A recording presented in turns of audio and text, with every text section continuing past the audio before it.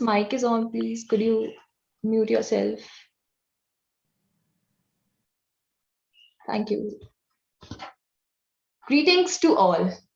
Once, Louis Pasteur said, and I quote, "Science knows no country, because knowledge belongs to humanity and is the torch which illuminates the world." And I unquote. With these inspiring words, I, Dakshina Singh, second year BSc Applied Physical Science with Industrial Chemistry student, Deshbandhu College, University of Delhi, take immense pride in welcoming you all wholeheartedly on behalf of Deshbandhu College for joining today's webinar of International Lecture Series on Multifaceted Chemistry, an ever-evolving domain of science. Before starting today's session, we will have a virtual ceremony of lamp lighting and Saraswati Vandana as a tribute to Mother Saraswati.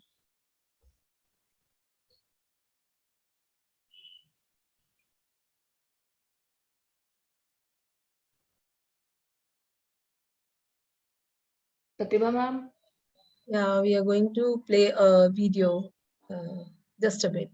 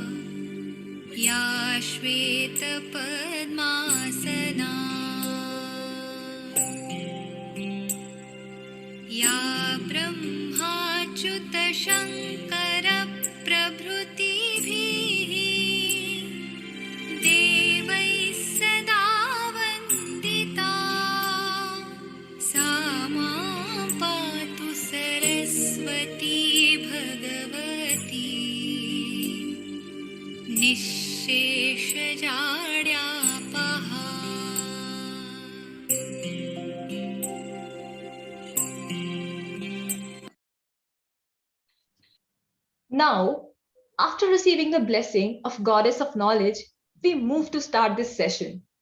I can't think of anything but those days when we had to put up our alarm for 6 in the morning just to attend our 8:30 lectures on time.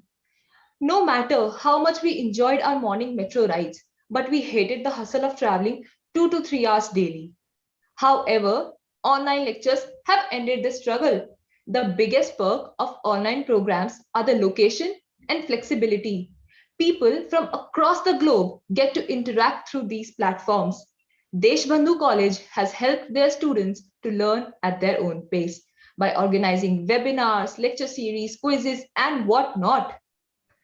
Moving ahead, the world is full of diamonds and gems, and we have some of our own here who are like the pillars to our institution.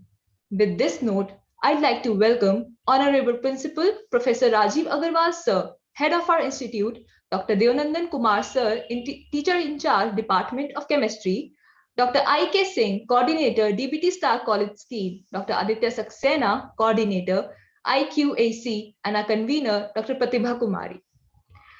I feel very privileged and it gives me immense joy to introduce our honorable guest speaker, Dr. Siva Panda, Associate Professor, Augusta University, Georgia, United States. On behalf of Chemistry Department, sir, I welcome you.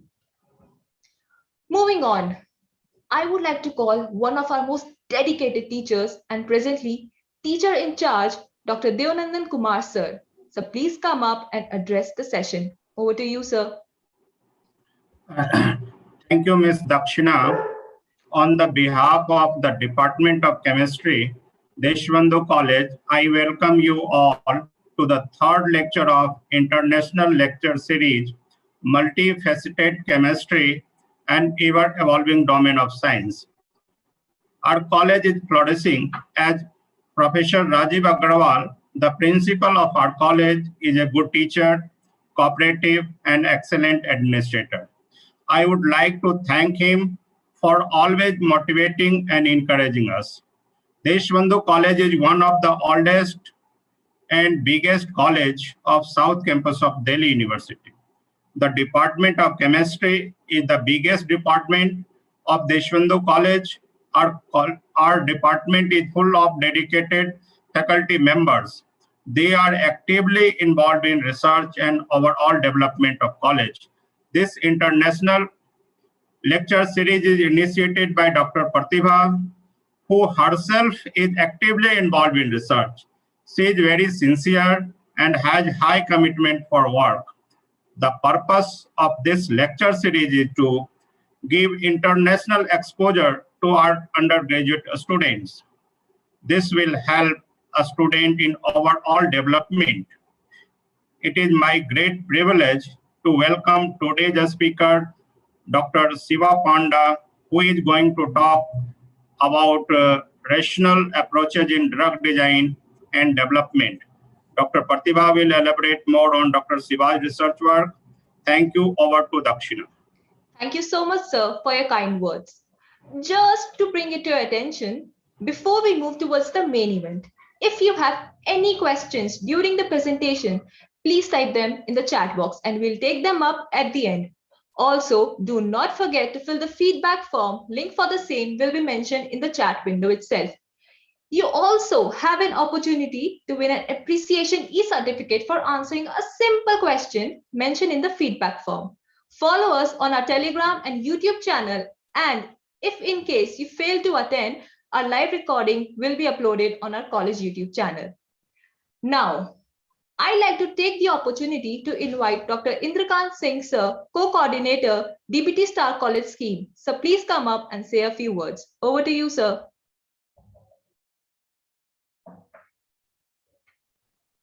Dr. Indrakant, sir, are you there? Actually, he connected. I think there may be some problem.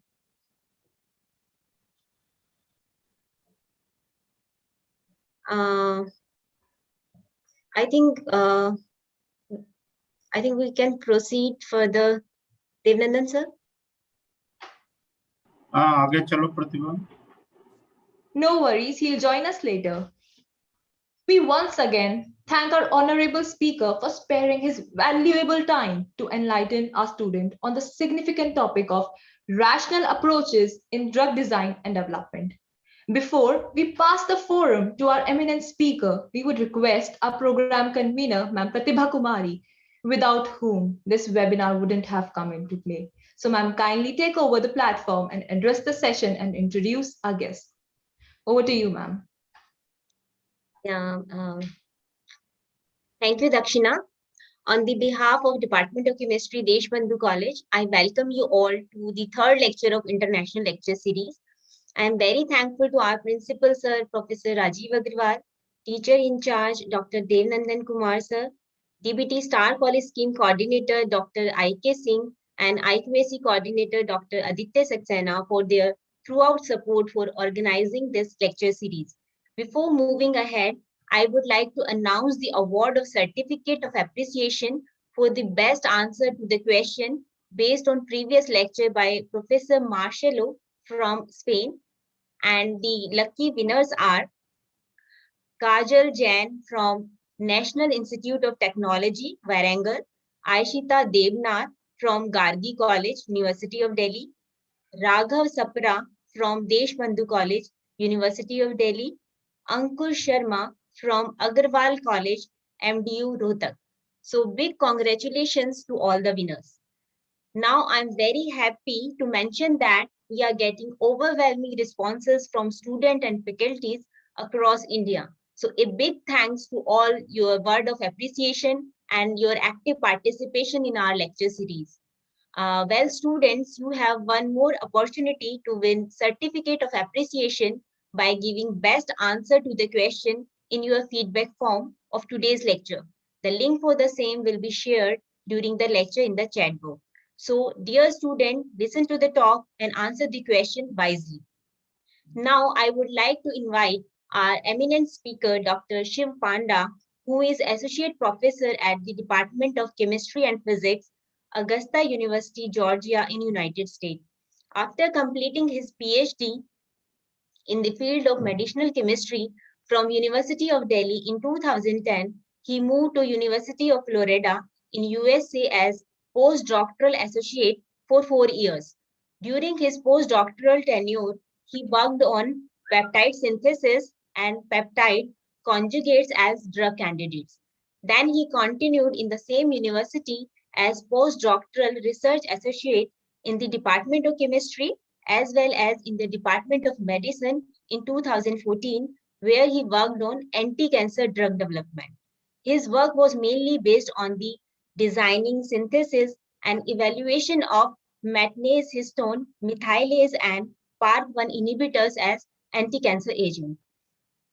He also explored his expertise in industrial field.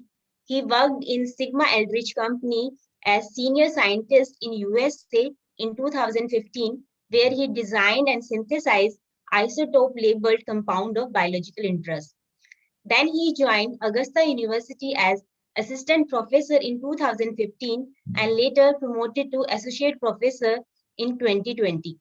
So currently he has been working in the area of designing and development of peptide conjugates and peptidomimetics as potential pharmacophores.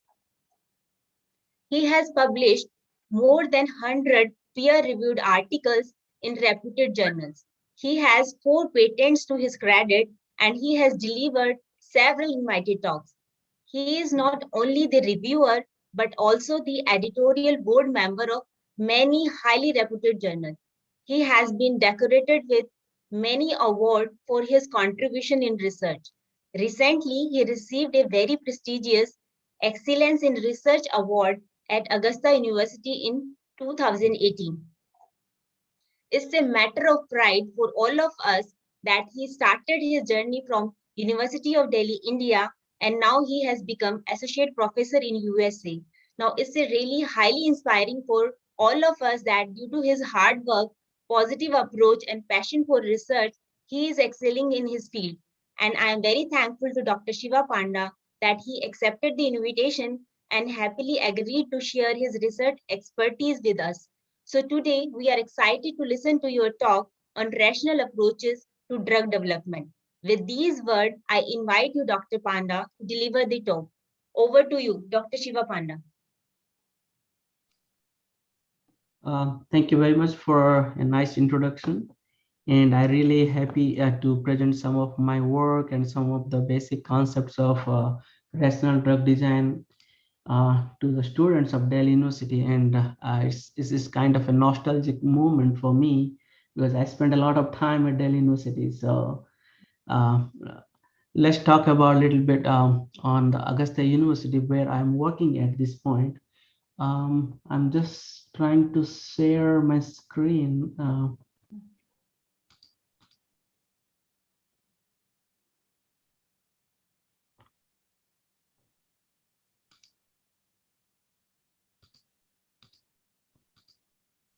I think your video is not on.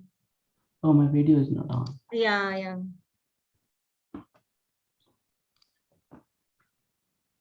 Yeah, my video is on now. Yeah. Just want to share my screen. I do not know.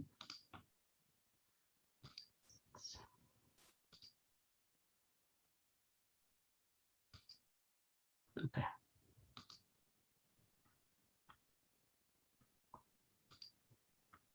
Can you see my screen now? No. Not yet? Not yet, yeah. Not yet, not yet.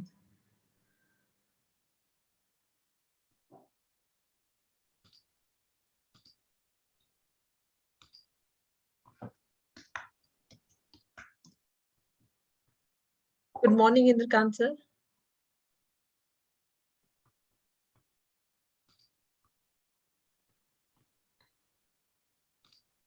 Good morning, sir. You have to unmute yourself.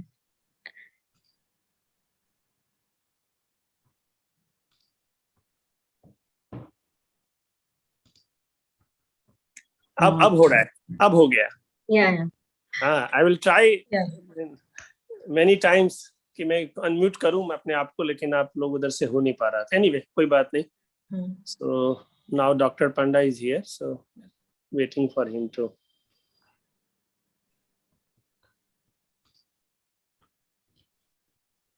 So Pratibha. So for the time being, yeah. Yes. So I please, welcome you, Dr. Indrikant sir, to say a few words. Yeah.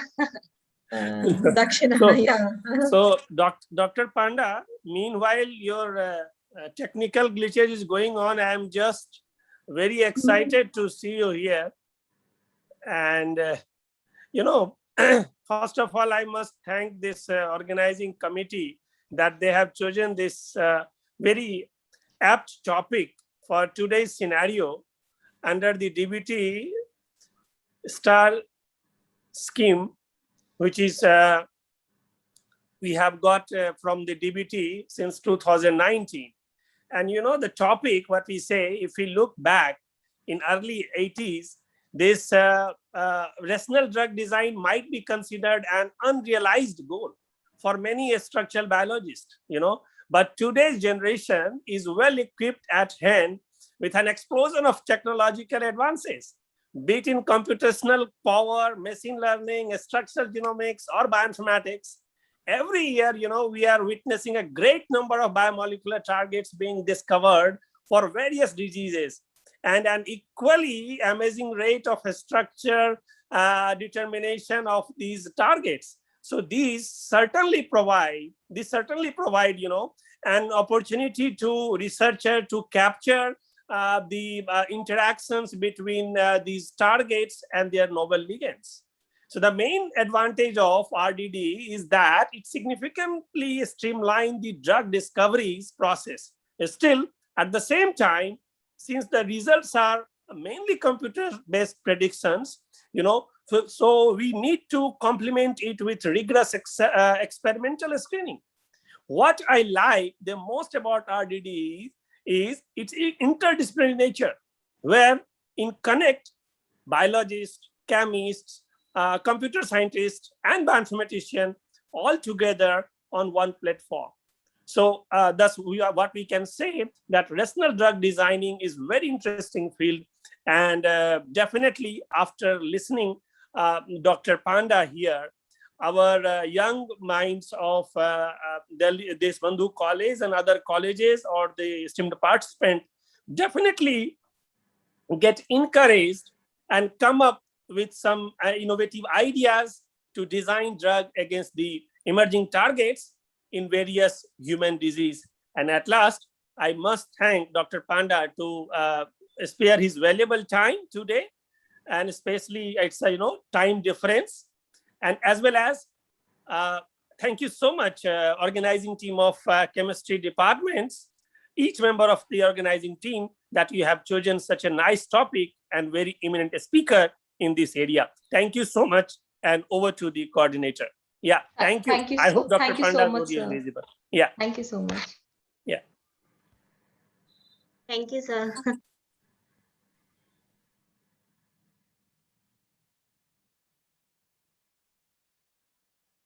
Pratibha ji, unmute yourself, please. Oh, yeah, Dr. Panda, are you able to share the screen now? If not, you can email me your slides so that I can share your slides. Is it host has enabled him to do so? Dr. Monica? Yes, ma'am. Yes. Yeah, she's saying there is some problem from other side. Even unmute भी नहीं कर पा रहे Dr. Panda. Sir, वो log out हो गए थे. Then again he has logged in. I have made him co-host now. Now Okay, he's co-host. Okay, now I think I can do that. Oh, yeah.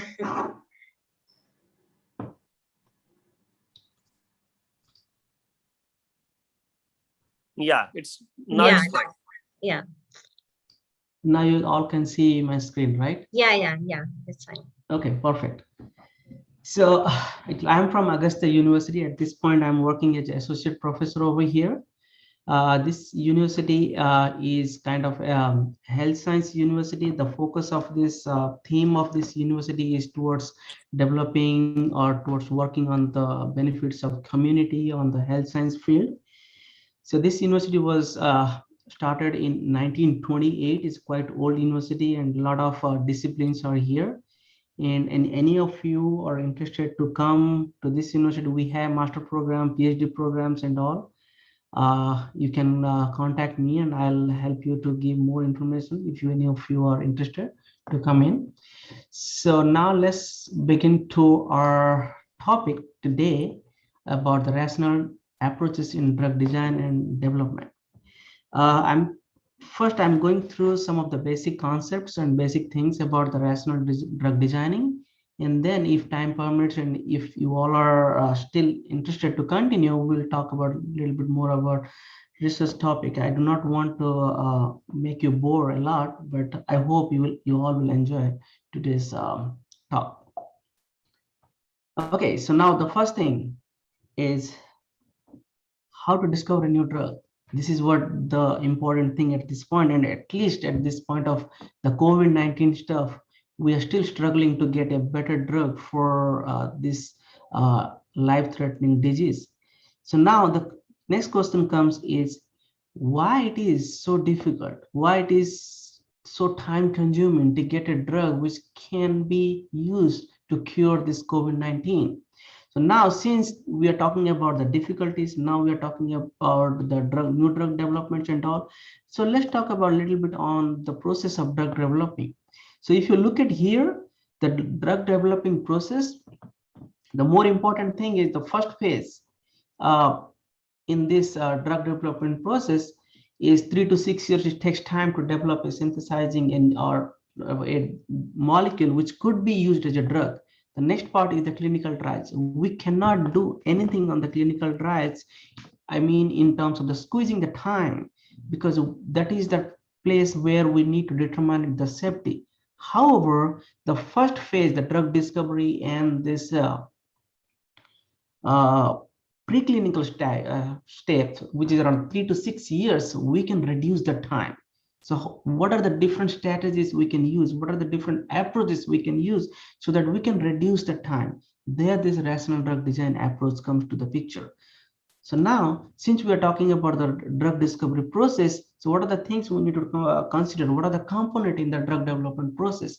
The more important thing here is the finding a lead compound. That means from where we need to start. For example, we are talking about, okay, develop a drug for COVID-19. Okay, so from where we need to start, from where we need to think about to find it. This could be a drug development process, or this is the way, or this is the approach to find a drug for this COVID-19. So we do not know. So for that, first of all, we need to identify the lead compound to develop a drug. Now the thing is, from where we'll find the lead compound? So there are different resources to find the lead compound. So that means we need to see which molecules. For example, when we are talking about this COVID-19, now people are exploring all antiviral drugs available in this market. Let's try this drug, that drug, and all for this COVID-19. Maybe we may get success in some point. Now the next thing is this whatever the antiviral drugs we are giving for this COVID-19, are they targeted to the right virus? Or are we getting any benefits out of that? Or this is making any other troubles? So those are the things we need to think about it. Now, if we see some sign of effectiveness, then can we use that drug as a starting point to develop a new or potential COVID-19 drug? So those are the things from where we can think about. Now, since we are talking about the developing, so now that there are several approaches coming in the picture, we can use molecular modeling, we can use the animal studies, we can use some synthetic or natural product and screening for this a specific type of diseases. And then now, once we find a component, once we find a molecule which could be a starting point for the developing a drug for, let's say, for the COVID-19. So that molecule or that component could be called as a lead compound. So now the next thing is, when we're talking about the lead compounds, so what are the different sources? So that could be a natural product. That means that can be isolated from plants, that could be isolated from the microorganism or animals, or it can be from marine sources. Now, what are the next sources? The synthetic world. That means what we are making in our chemistry labs. What are the synthesizing the molecules? We never know whatever we are making. Even if in the undergraduate labs also, whatever you are synthesizing the lab, that could be one of the potential drug candidate for any kind of diseases. But unfortunately, we do not go further from there. Once we are done, we stop that process.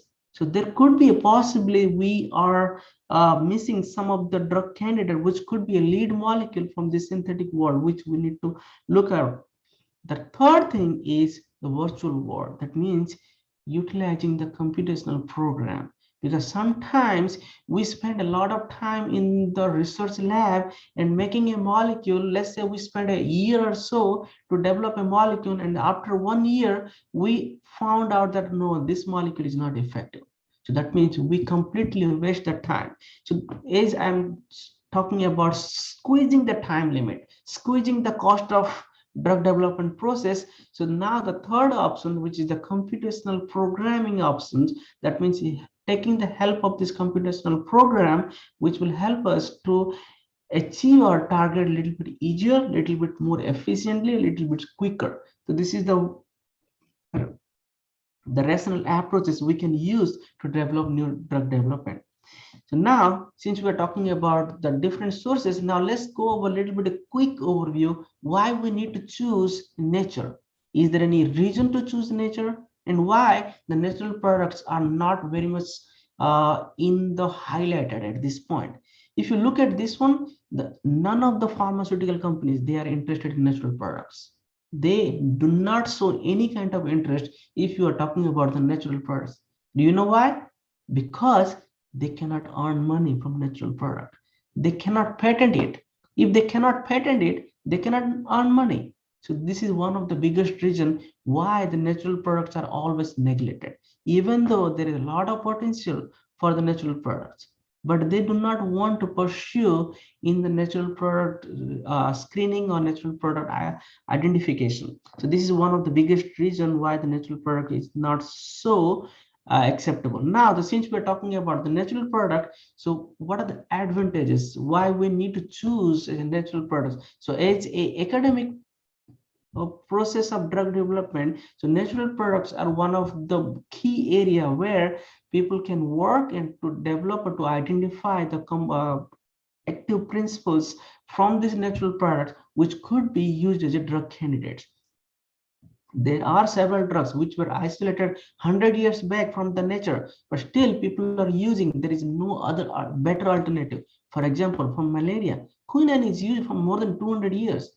Several drug candidates came in the synthetic world, but still at this point also people are using quinine for the antimalarial treatment. So now you can see, now you can think about the natural drugs are so valuable because they are having very less side effects, and there are so many advantages of natural products. So one of them is a time consuming process, because you do not need to synthesize. Nature is synthesizing for you. You directly jump to identify the effectiveness of this natural component. Now, it is not an expensive process. If you think about making that quinine for the first time in the laboratory is so expensive, rather than just isolating that quinine from the cinchona bark and identify, oh, this is an anti-malarial drug, it is effective for malaria. It's less expensive.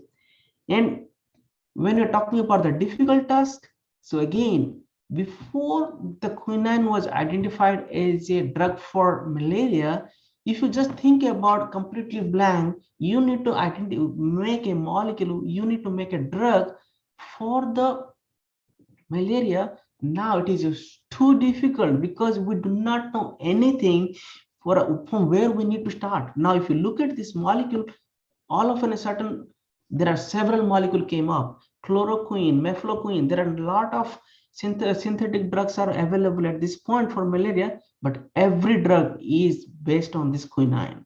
So quinine is giving a source now to find out a drug candidate. Now that coming to the disadvantage of the synthetic world at this point, when we are talking about the natural products, it is a low success rate in case of synthetic compounds, because there is a possibility that we may end up with toxicity. Even though there is some kind of potential activity, we may be ended up with toxicity. So the success rate is low in terms of the synthetic molecules compared to the natural molecules. Now, is there are a lot of scope in looking to the drug candidate from the natural sources? The answer is yes. There are more than 250,000 species in this world, and only 6% of them are reported or their biological properties are screened and all. But still, now you can think about how many still species are still not get investigated. As I said to you that the pharma companies, the big pharma companies or the funding agencies, they do not want to put money on the natural product, because the drawback is they cannot get back any money if any natural product identified as a drug candidate, because that cannot be patented. If they cannot be patented, so that means whatever the drug will be isolated or identified from the natural sources will be available in pennies. That means in 5 rupees, 10 rupees, you will get a drug for COVID or any kind of diseases, because that cannot be patented. This is the advantage of natural product, but the drawback is no one is interested to explore that.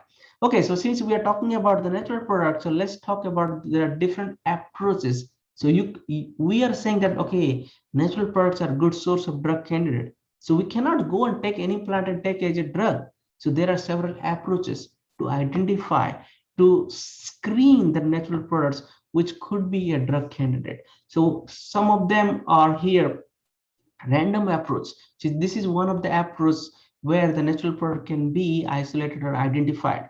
So the National Cancer Center, the NCI of United States, they screened 35,000 plant species for anti-cancer properties, and it took 2 decades, that means 20 years, to screen those 35,000 plants.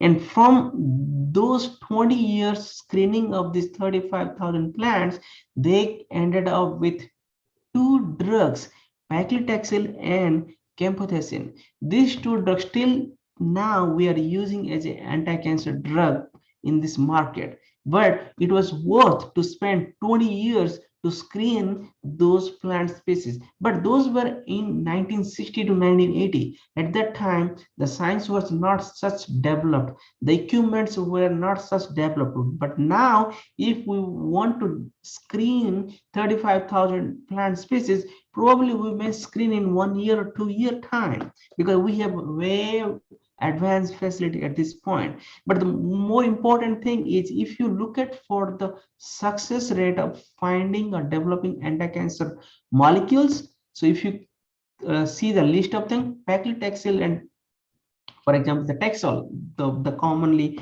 says the known name. So that is the one of the most acceptable anti-cancer drug candidate.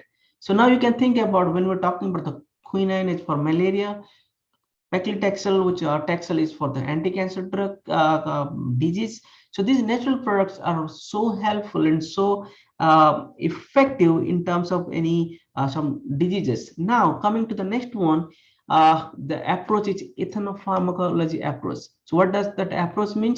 In this approach, they go by this empirical experiences. That means how people are using from long time, and what are their pharmacological effect, what are their different types of history and all. Based on that, people come up with some logic, and then they try to explore those plant resources or any natural resources for some kind of diseases. So morphine, berberine, those are the drugs isolated by this ethnopharmacology approach. So morphine, as we all know, were isolated from, that's the opioid. it is used for the pain, but there is some drawback that people are using misuse as a drug. Because of that, it's a drug abuse problem is there with morphine. But still, morphine is one of the most used drug for severe pain. But we do not have any better alternate than morphine yet. Still people are working on to get rid of this opioid addiction, but still we do not have a better alternate than that. Now, another one is the traditional system of medicinal approach. So in the traditional system, so that means how people were using, how grandmas, moms were using and saying that, okay, use this medicine and look at this Unani medicine things and how these drugs were using for different purposes. So reserpine and artemisinin are the examples were identified through this traditional system of medicinal approach. The last one is the Jew pharmacognosy approach. This is one of the approach is not still explored a lot. So what this approach means? So that means whenever we are developing a drug molecules, we are using animals for our studies. Now think about it. In forest and in everywhere, animals are also getting sick, right? And how they are getting cured by themselves. So that means they know some different resources. When they get sick, they are consuming those resources. That means when they are getting sick, they may be eating some plants, or they may be eating some natural resources, because they do not have doctor. Because in forest they do not have doctor, right? So they are consuming something to get rid of their diseases. So that means a knee observation is needed for specific set of animals for what type of disease they are getting and how they are getting cured by themselves. So that means they are eating something which is something important in the drug development process. So this is what the Jew pharmacology approach, and this has not yet well developed, because the only problem is no one is interested in the natural product, because there is no money, because you cannot patent it, and so on.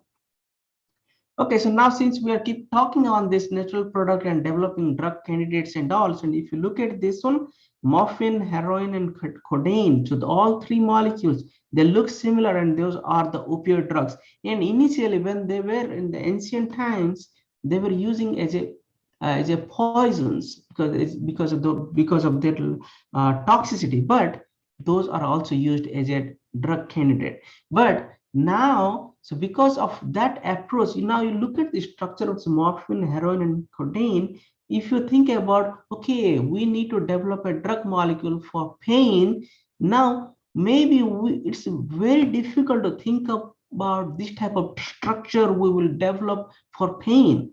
But now think the nature has prepared for us. We just need to identify the drug candidate which could be used for pain or some kind of analgesic properties. Now the next one is the teprotide. Teprotide is a SE inhibitor, that is angiotensin converting enzyme inhibitor.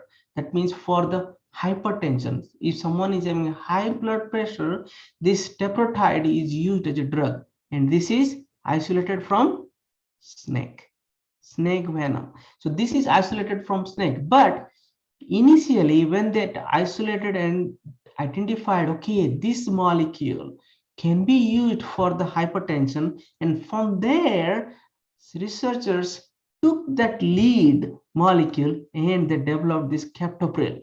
Captopril is a well-known synthetic analog of teprotide, and currently which is used in the market for the hypertension. So now you can think about, before we were not able to make the, even though now the captopril structure looks very simple, but before we were not able to make this one. Before we were not able to identify, okay, we can make this molecule for hypertension. But once we see the source, once we saw that type of structure in the nature, then it was a little bit easy. So this is what I was keep on saying, that natural source could be one of the source for the lead molecules from where we can develop new molecules. Now, since we are talking about the lead molecules, now you can say that, okay, in the whole world, there are millions of laboratories.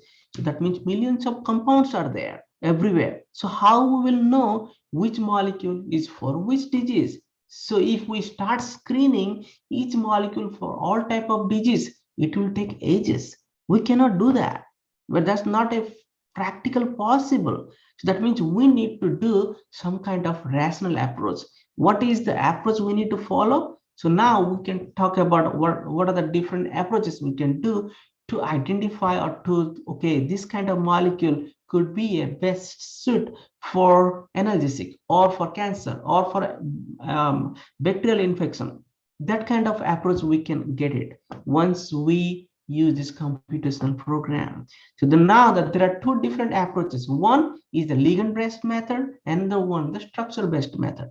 What is ligand-based method? Ligand-based method means, for example, when the quinine developed, the quinine was isolated for malaria. So at that time, people were not aware of that, how quinine is acting in our body.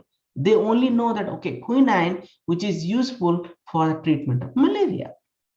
They do not know anything else except that use of that malaria. So now from there, that is called the ligand. So now we know the ligand. So now we need to identify, or we need to make another molecule in the laboratory which is similar to the quinine, and we believe that that could be used in malaria. So this is how the ligand-based method works.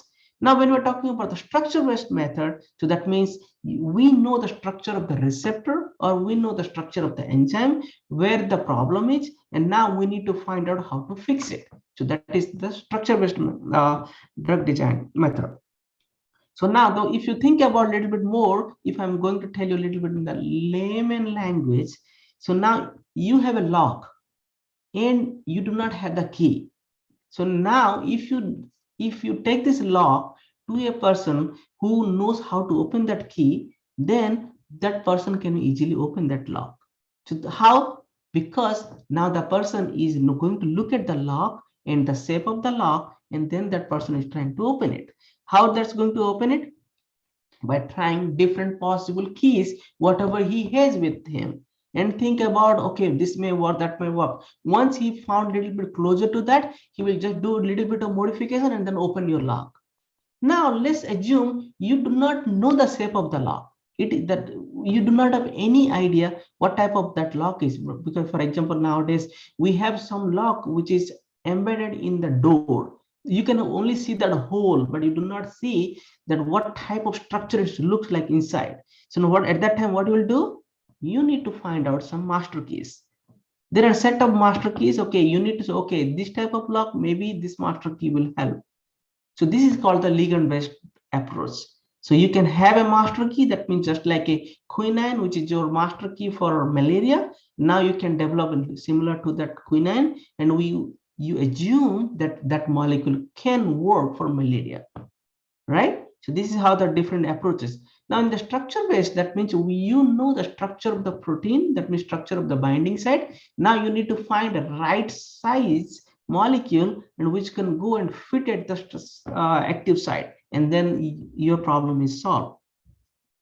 Now, when we are talking about the ligand-based one, so morphine was first identified from the natural source, and later on they identified the codeine and heroin. And when they see the codeine and heroin structure looks so similar, then they assume that, okay, these molecules are also good for the analgesic property. And that was true at that time when they identified morphine, which is good for the pain, and they also confirmed that codeine and heroin, those are also good for the pain management, even though they all are having drug abuse or drug addiction drawback. But the more important things, when we're talking about the medicinal importance, that means the morphine, codeine, heroin, all three are having the analgesic property or the pain management properties.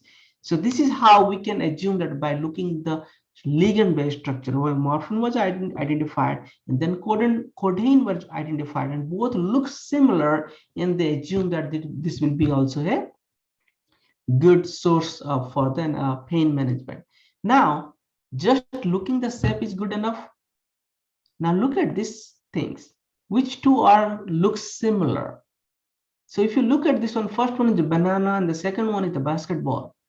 they both are not looking similar, so we can assume that they both are having different properties. But when you look at the basketball and orange, they both look similar. Are they have same use? No, they do not have same use, even though they look similar. So that means what we conclude here, just by looking the shape of the molecule, we cannot say that this molecule is going to have similar property than the other ones. So that means we need to look at some other properties. Now you can look at the banana and orange. They both are having similar properties in terms of the food. They are both are fruits, but they both look different, right? So now the thing is, we cannot just conclude based on one parameter. So that means we need to look at so many other parameters before we say that these two molecules are going to behave similarly. What are the parameters we need to look at? We need to look at the physiochemical properties, not just the shape. So what are the physiochemical properties? That means the hydrophobicity of the molecules. We need to look at the electronic properties of the molecules. We also need to look at the steric properties of the molecules. These all properties we need to look before we conclude that these two molecules are similar in terms of the biological property. So we cannot just go by their shape or structure.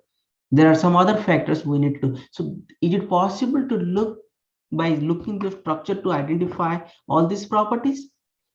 It's quite difficult.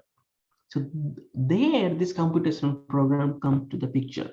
These computational programs are designed in such a manner that if you just include the structure in that program, the computational program will identify all these parameters and come and show this type of graph, a plot where you can see how similar or how close their properties are.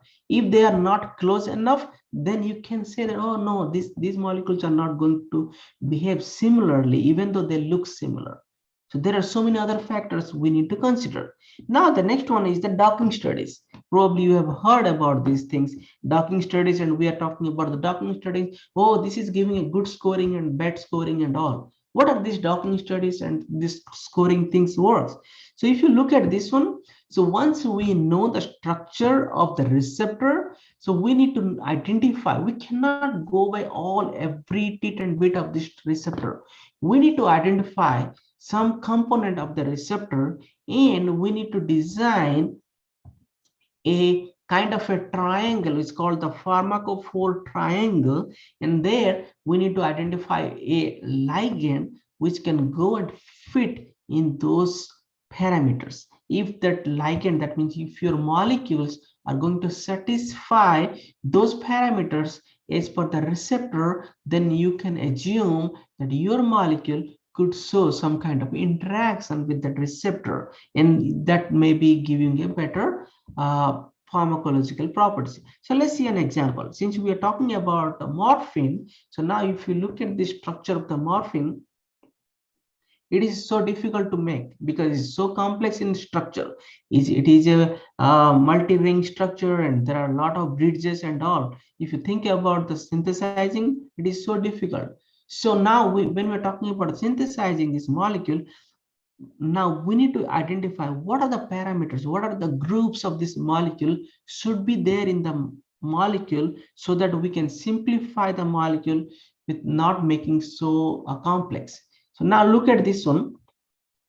When they did this pharmacological studies and more on this, they identify the red part of these molecules are needed for this analgesic properties. So that means other than the red part of the molecule, we do not need, even though the molecule is there, the rest part of the molecule is there or not, that doesn't matter. We need this red part of the molecule to show the biological properties. And based on that, this metazocine is a synthetic analog of morphine. So you can look at this both structure, morphine and metazocine. The metazocine is way easier to synthesize. It is more difficult to synthesize morphine, but it's more easy to synthesize metazocine. But you can see in the synthesizing metazocine, they try to keep the red part intact, so that the property, the analgesic property, will stay intact. Even though we do not have the third ring system, but we still have that activity. Here is another one where you can see here, this molecule is another synthetic analog. Here also you can see still we have the red part intact. So that is going to show some kind of activity. Now this is called this 3D pharmacophore. So what it was observed, if you look back, so in the red color part, the OH group, which is a hydrogen bond donor, and the aromatic ring, and this nitrogen, which can form the ionic bond. So now these three parts is needed to develop analgesic molecules. Now what are the other things we need to see? How far they are, at what angle they are present. If we can make a molecule based on this parameters, then we assume that whatever the molecule we make it, and having this hydrogen bond donor acceptor and a aromatic group which can do the van der Waals interaction, and another group which have the ionic property, then we can assume that whatever the molecule is going to satisfy this parameter, we will be ended up with a analgesic molecules. So this is how this computational programs helps to simplify your synthetic difficulties. This is how we can squeeze the synthesizing process to make more or to develop more effective drug candidates. Now, if you look a little bit more on how to find out those things, so now here you can see these are the various sites where we need a mapping. That's what we were talking about, the sampling. So here we need to identify the hydrogen bond or donor acceptor, and this receptor is having some basic or positive center, and this receptor is also having a aromatic center. Now you need to make a molecule which will have these all three parameters, so that that molecule will go and sit there and interact, and then molecule is going to fit there. Then you will see the biological properties. So this is how the pharmacophore development works. And once you have this pharmacophore in front of you, now you can design a molecule with your synthetic ability, and which you can make it much more easier way to end it up with a drug-like molecule. Since when we are making a molecule, we need to look at these kind of things. So here is one of the example when we are talking about a dopamine. And we all know that the properties of dopamine, and I'm not going in details of that. But here, one of the important things I wanted to tell you here, if you look at the structure of the dopamine, so here the aromatic ring is there, but there are single bonds which is attached to this amino group. Now, as we know from the basic chemistry, if you have a single bond, those are free rotation. So that means the structure, what you see here, I can draw the structure differently. So now the next thing is how we will know the orientation of this molecule. So this is called the lock bond technique. So that means if you have a two-ring system, that means these bonds are not rotatable. This is a lock bond now. Now and we can also make this type of bicyclic system where these bonds are locked. So now we need to identify the arrangement of this dopamine. This is the correct way, or this is the correct way. So now when they did the biological studies of this different approach, different molecules of different arrangement, they identified the dopamine amino group is not present in this form. The dopamine amino group is present at this angle in this form. So this is how they identified the pharmacophore triangle for the dopamine. So now if you want to make a molecule which will show a similar like dopamine properties, you just need to make a molecule which can fit to this pharmacophore triangle. Then you can be ended up with a molecule which will having a similar biological property like dopamine. So this is how this 3D pharmacophore works. Now the next one is molecular docking studies. Probably you have heard so many times. So in the molecular docking studies, there are a lot of compounds, and we have the known receptor. So now before when this COVID-19 came, we were not aware of this structure, the molecular structure of this virus. But now we know the molecular structure of this virus. Now people are trying to study which molecule is going to best fit there. So now it is much more easier to identify which molecule will work, which molecule will not work. So this is how the molecular docking studies helps. So now we talked about different approaches. We talked about rational drug design approaches and all. We ended off with that, okay, this is the molecule which is going to have a better interaction with the receptor. And now we are done with developing a drug molecule, which is a more effective, and this is a good one. Now the question is, I have pain in my foot and I'm going to take a medicine through my mouth. Is the drug is going to reach to my foot or not? Even though the drug is having all properties of showing a pain management or analgesic things. So how the drug is going to be transported from my mouth to the foot? This is what we need to think about now. If we take the medicine, and if it is not going to absorb, if you take the medicine and everything is going through your urination or your feces, then there's no use. You cannot get benefit of that. So that means we need to think about way more than that, whatever we have talked till now. So what are the things we need to talk about? We need to think about how the drug, when you take this drug, if the drug is going to dissolve in your stomach, and if this drug is going to survive in your stomach pH. That means probably you know about when you go to a doctor for any kind of issues, your doctor will take this medicine before meal, take this medicine after meal. Why before meal and after meal? Because the drug may not be stabilized. If your drug is stabilized at low pH, that means you have to take the drug before meal. If your drug is not stabilized at low pH, that means you have to take the drug after meal. So for example, you're taking ibuprofen. The doctor always says, take this drug after meal. Because if you're taking this ibuprofen before meal, so the ibuprofen is going to cause some stomach ulcer. So that means these drugs are also related to the pH. And we all know that what is the pH and how the pH works, right? So those are all components we need to think about when we are developing drug molecules. And now when the next thing is, when you are taking a drug, your drug is going to be into the bloodstream. The blood is going everywhere in your body, and you have pain in your foot. You do not want anything else should be get affected. So now your drug is going to your brain, your drug is going to your liver, your drug is going to your kidney, and also your drug is going to your foot. Okay, you are getting cure or you are relieving from pain because your drug went to your foot.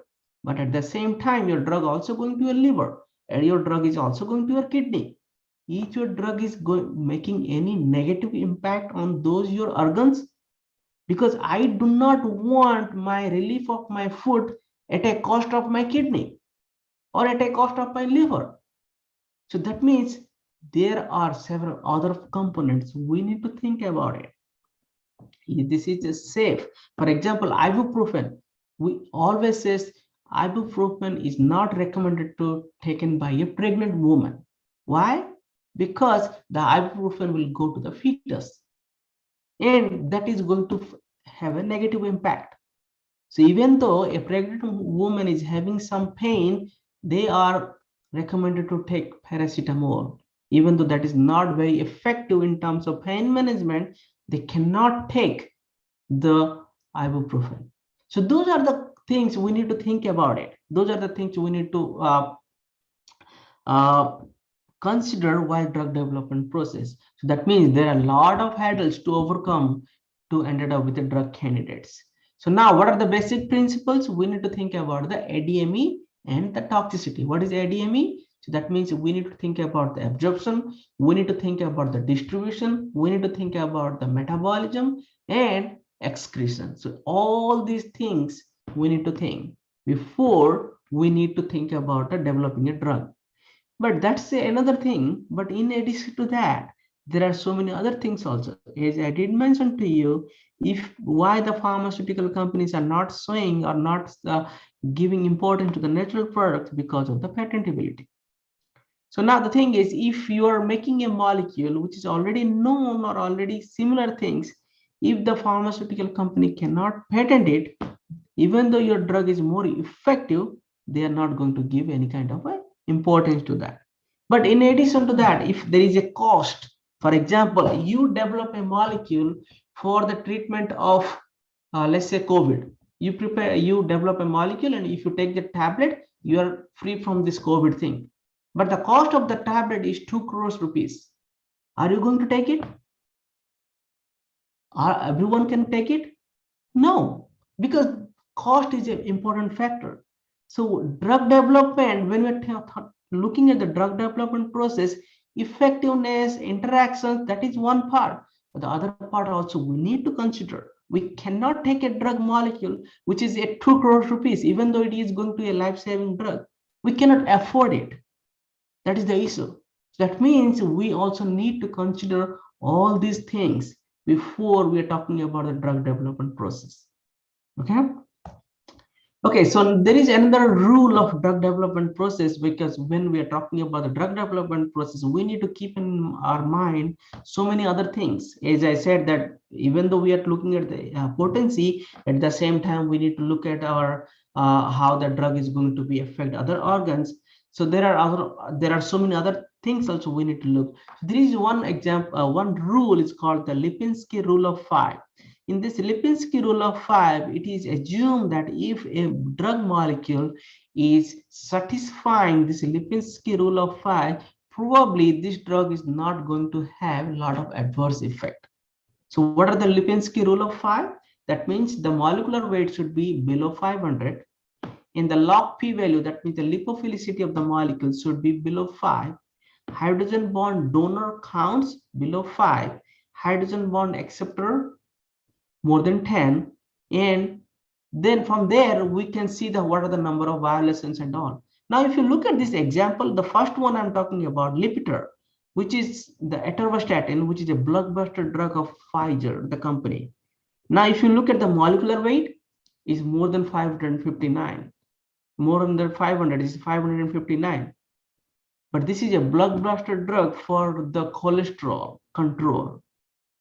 So now we are talking about the Lipinski rule of 5. Here is one example which is not following Lipinski rule of 5, but it is still a blockbuster drug, right? So that means there is no certain one thumb rule in drug development process. We need to check and balance. If there is, for example, if you develop some drug and that drug is going to have some kind of toxicity, if you develop a drug for cancer, and if there is going to some kind of toxicity, but still that drug is going to be approved because the toxicity is acceptable if a person is dying because of cancer. So those kind of, for example, now there are a lot of vaccines are approved for the COVID-19, and still there are a lot of adverse effects, side effects are there. We know that there is there, but still the vaccine is approved because of to save the lives of other people. This little bit of toxicity is acceptable when we are comparing a life-threatening situation. So we need to think about, we need to check and balance those things. Okay, since we are talking about the drug discovery things, so what are the things we need to modify? What are the things in terms of the structure of the molecule? What are the things makes a lot of difference? So I'm not sure you have heard about the term bioisosters. So bioisosters are the group of the atoms, or the groups or functional groups are helpful in developing drug-like molecules with a safer or better biological properties. So these are the examples of bioisosters, in where we can replace with the similar types of group without affecting that molecular properties. However, the biological properties may enhance and the toxicity may reduce. So that is the purpose of these bioisoters. So what are the going to happen? Why we need to do this bioisoter replacement? For the greater selectivity, for the less side effect, decrease the toxicity. And in addition to that, we can patent that molecule if the molecule is different. So this is different approaches to do the drug development process. So here is one example. So ticonazole, I'm not sure you have heard or used this molecule or not. This is used for any type of skin fungal infection. This is used for the fungal infection, but it is a tropical. That means any skin or any outside of your body, if you have fungal infection, this drug is available in the market used for the fungal treatment. Now the question is, if someone is having a systematic, that means inside your body, if you have fungal infection, you cannot use it because this has a poor absorbability. It is a poor solubility. So now, since it is a antifungal drug, what we can do so that we can get a better antifungal drug which can be used in our body. So they have introduced the OH group. As we know, the hydroxy group are more polar, so they introduced the OH group. And they said, oh no, this molecule is now going to a bloodstream because we have increased the polarity. But the problem, it has increased side effect. So when there is a toxicity, we cannot afford it. Now we need to think about something else.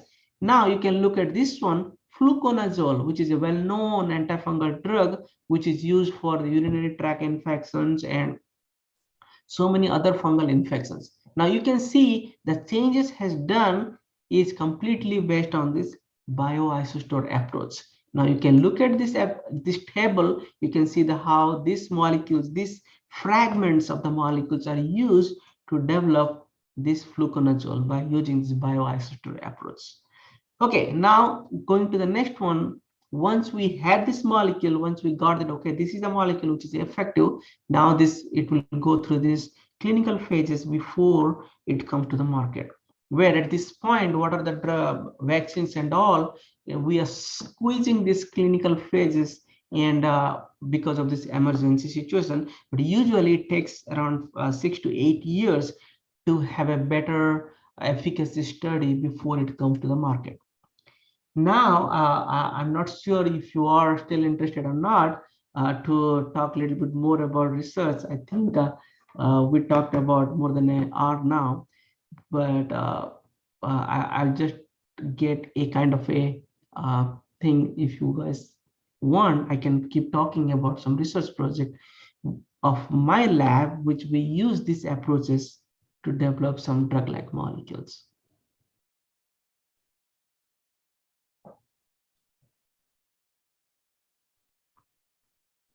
Can I go with this? Yeah, sure. Yes, Okay. sir. Okay, so let's talk about some research projects. When we're talking about research project, as I keep on saying, we need to reduce the drug development process. We need to reduce the cost of this drug development process. So for that, the peptide conjugates or peptide-based molecules or amino acid-based molecules are more effective. And so there are a lot of peptide-based drugs were approved recently by this FDA. And when we're talking about the amino acids, when we're talking about the peptides, the first thing comes to the picture, coupling reagents, because how you are going to couple these amino acids or peptides through any other types of molecules. When we're talking about the coupling reagent, that means you are going to form the amide bond formation. In amide bond formation, there are several coupling reagents are used in this literature, but most of them are having a lot of drawbacks because either they are hazardous or they are selective or they are not stable. So what our research group is working on this benzotriazole chemistry, where we are using this benzotriazole for this coupling of these amino acids and peptides and all. And the more important thing, the advantage of using this benzotriazole chemistry, most of them are solid in nature. They are very much stable at room temperature, and they are easy to handle. So now when we're talking about the drug conjugates, Why we need to do drug conjugates? What is the importance of drug conjugates? Because the drug conjugates helps, as we are keep on saying in the different approaches, that the toxicity and it may having issues with other side effects and all. This type of conjugate system helps to reduce the toxicity or increase the selectivity of these molecules. So now the first project is based on the antibacterial development. And when we're talking about the antibacterial development, we are always thinking, when we're thinking about drug development process, we always focus on, oh, let's talk develop a molecule for the cancer and all, but we slowly ignoring the microbial infections. If you look at this one, slowly we are getting resistant to these microbial infections, and because of that, a lot of drugs which are available in this market are not working anymore. So if you look at this one, how many people are going to die in near future, the number of people are going to die in cancer is less than because of the microbial infections. And when you're talking about antibiotics, because we're talking about the bacterial infections, these are the very well-known, commonly available drugs: ciprofloxacin, papatic acid, norfloxacin, and metronidazole, and all. They are used for the bacterial infections. So now our purpose was developing a molecules by using these amino acids and peptides, and developing some conjugates by different approaches, by O-acylation and L-acylation and all, and we synthesized several molecules by this approach. Now, once we synthesized, we wanted to see a comparative study of this ciprofloxacin, norfloxacin, which are standard drugs, against our synthesized conjugates. Now you can see the potency of our molecule in the standard drug is not too different. They are kind of a similar range, or even some molecules of our molecules are not that much effective also. Now the question is, if our synthesized molecules are not effective, is it worth to spend this much of time, or did we get some kind of insight from there? So now if you look at this one, from here, if you look at this, from here, if you look at this one, so all these molecules are having similar type of properties, but a more important thing here, you can see the log p values. The log p value is giving the lipophilicity of the molecule. That means that is going to give how much molecule is going to absorb in your body. So the ideal lipophilic property of a drug candidate is always around 2 to 3. Now the ciprofloxacin and norfloxacin, which are standard drugs, are having very low log p values. That is one of the drawback. This is one of the reason why we need to take little bit higher dose of these antibiotics. So this is one of the problem associated with that. So this is one of the success we got here to increase the lipophilicity, but we did not get a good success to increase the potency of these molecules. So what we thought, okay, let's use this click chemistry approach to make more molecules and see, by just keeping this better log p value, can we increase the potency of these molecules? So now we synthesized several conjugates by using this click chemistry approach. And based on this click chemistry approach, we synthesized several molecules by using amino acids and dipeptides and all. And then we were so happy that, okay, probably our compounds are going to be having better biological properties. We screen them. Now you can see from here, these parts, these are the standard drugs. And now these all are our drugs properties. Now you can see we completely lost the activity of this molecule. Our molecules are completely inactive. So now we spent a lot of time on this and we got nothing out of it. So what we did, we tried to investigate. Now, if you think about the similarity studies, what we discussed in the drug development approach, so our molecules are also look similar because we did not change the main scaffold, but still we reduced the stocks activity. Now, by just looking the structure is not good enough. So we utilize this QSAR studies, that means the physiochemical properties of these molecules, and we developed this model. And then we try to investigate and we just try to find out the estimated the antibacterial property, and the estimated antibacterial property of our synthesized molecules are also so high. That means they are inactive. The computational program is also saying us your molecules are inactive, which we also observe is an inactive thing. So that means, right, we got a completely inactive molecules, and our computational program is also indicating that we are getting inactive molecules. So now, since we have developed that model, so we use that model and try to design some molecules and put in that model, and the model said that no, now the newly designed molecules are showing more potency. So we synthesize these molecules. Instead of these amino acids and all, we use some substituted aryl groups here in the click chemistry process. Now, once we made these molecules, now you can see this 1, 2, 3, these are the standard drugs. And now this is the micromolar concentration where they are active. Now look at our molecules, what we synthesized. And these computational programs help us to synthesize and to get the molecules which are way better than the standard drugs. So this is how this is one of the approach where we got this. Yes. Dr. Panda, sorry to interrupt. Like we are running short of time, so I request you to yeah. But otherwise, very like interesting. We want to keep on listening. I understand. So, yeah, so I do not. Yeah. So I do not want to drag this discussion anymore because I was having more things to share. But as I know that we are running out of time, so I'll be more than happy to answer any of your questions. Thank you so much, sir, for enlightening us with your knowledge. Sorry for the lack of time. So again, I'd like to remind you all, please fill the feedback form and win a chance to receive an e-certificate. As Albert Einstein said, the important thing is to never stop questioning. So once again, I would invite Dr. Pratibha ma'am to take over the questionnaire session. Over to you, ma'am. Yeah, thank you, Dakshina. And thank you so much, Dr. Panda. Like your lecture was really very informative. Like we were not aware like how to design any drug and what are the real approaches and where the computational studies play a very important role. So we come to know everything just through your lectures. It was really very interesting, wonderful lecture. Now we are getting many questions from the audience. So because there is some other program which is like scheduled like just before our program, so I'll just take a few questions. Otherwise, we're getting many queries. So I'll just take few of them.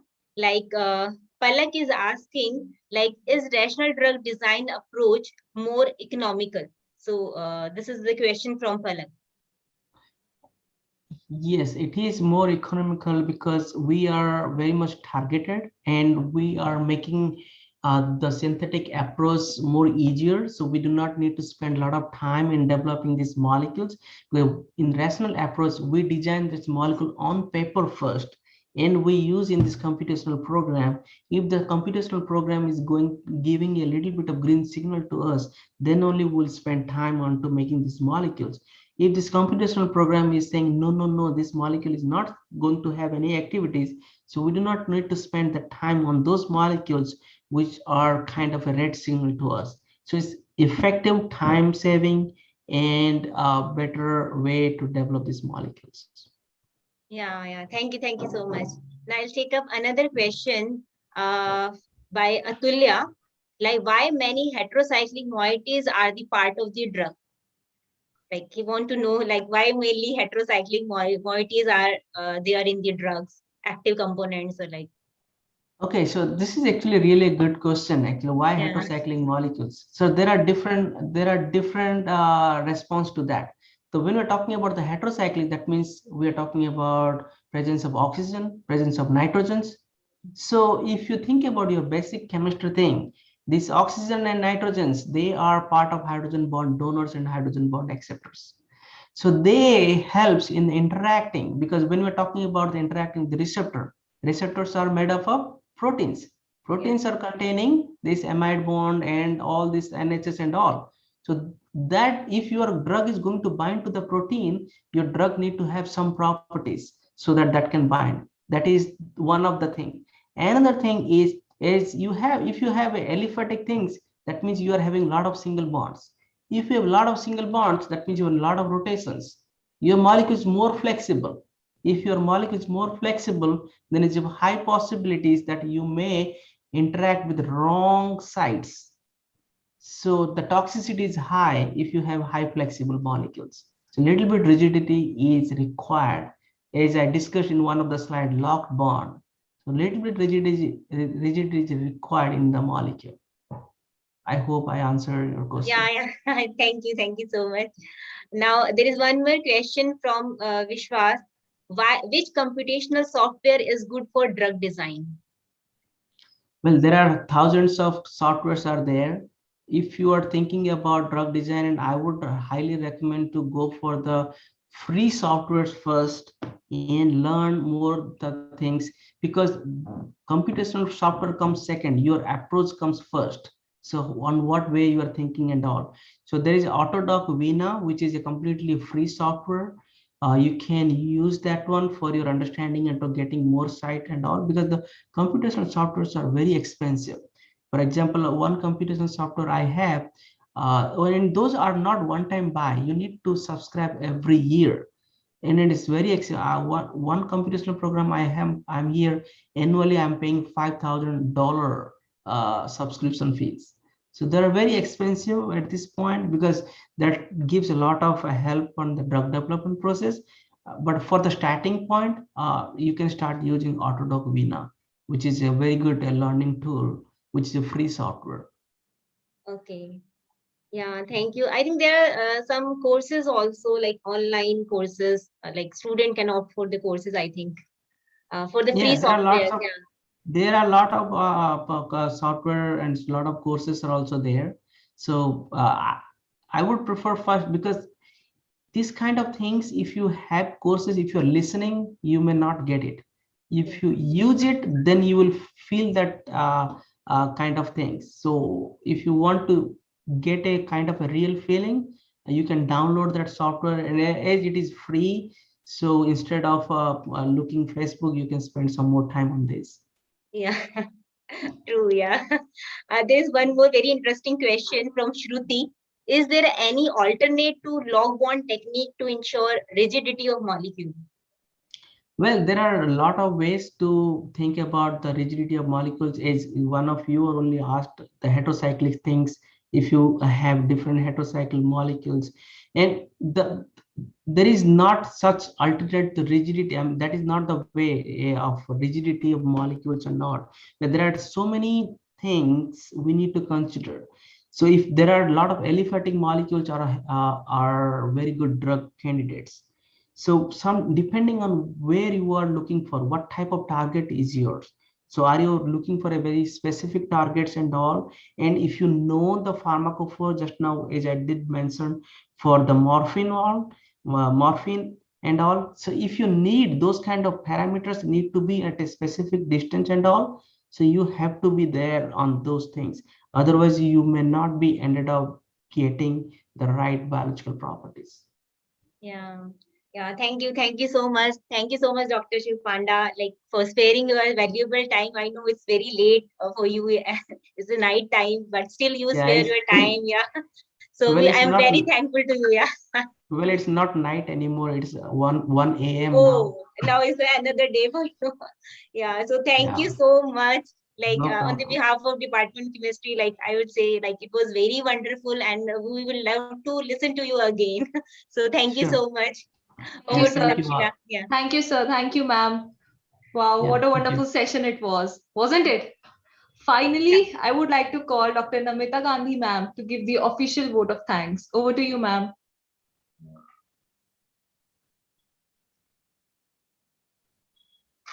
Namita, ma'am. Dr. Namita, ma'am? Yeah, she's there.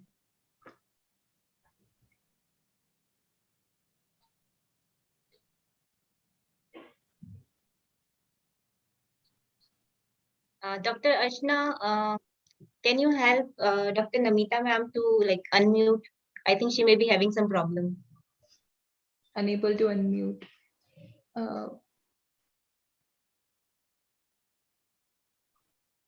Ma'am, has the host allowed her?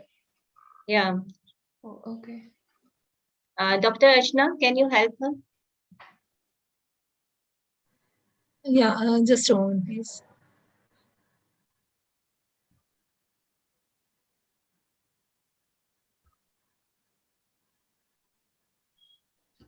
Ma'am is unmuted. No, she is not able to unmute. Namita ma'am, can you try again? Yeah.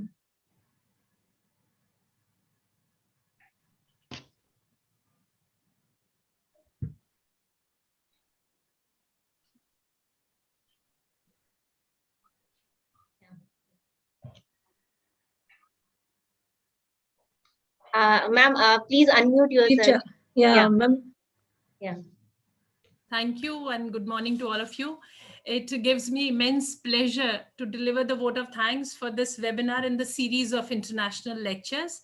As they say, an ignited mind is the most powerful weapon on the earth and above the earth and under the earth, and this goes through education.